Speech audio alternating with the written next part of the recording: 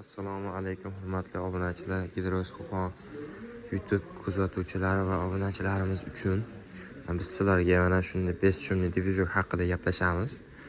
Bular va mana bu kemaga firmamizga tegishli 1,5 kilovatli dvijogimiz. Tokni bir xilda ushaveradi. 3,2 litr benzin bak hajmi. Rasxod akalar, rasxodga kelib turgan bo'lsa 200 gram, 300 gramgacha rasxod qiladi.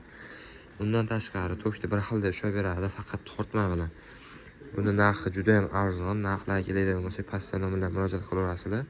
Keyin akalarim sizlarga ko'rsatadigan narsa mana shunday 3 xil, 4 xil dvijogimiz ekan.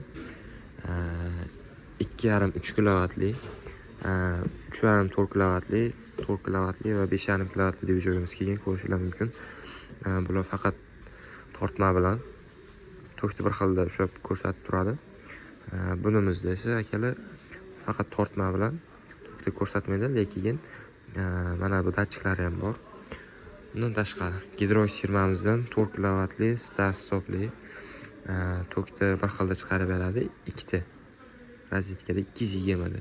Bundan tashqari mana bu joydan akkumulyator zartiga qo'shilgan bo'ladi. Va yana ustunlik tarafi oddiy dvijoklarga qaraganda yog' datchigi, misol sariq chiroqchasi bo'ladi. Sariq chiroqchasi yonib turadi. Va ovarlar.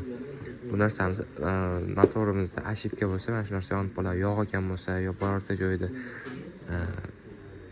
qisqa tutashuv yo boshqa narsa bo'lsa, bu narsamiz yonib qoladi.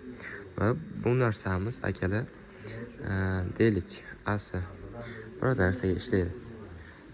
Bu eko rejim va oddiy rejimi bor. Eko rejimda bu ham 300 gramgacha rasxod qiladi, oddiy rejimda 400 gramdan 500 gramgacha rasxod qiladi. Bularda yana ham to'liqroq ma'lumot olish uchun pastda bilan murojaat qilaverasizlar. Manzilimiz Qo'qon Yangi bozor. Asosiy qatordan kelib turganingizda o'ng qo'l tarafda 6-Gidroys do'kon. Videomiz yoqqan bo'lsa, like, podpiska tugmasini bosib qo'yishingizdan chiqmasin akalar.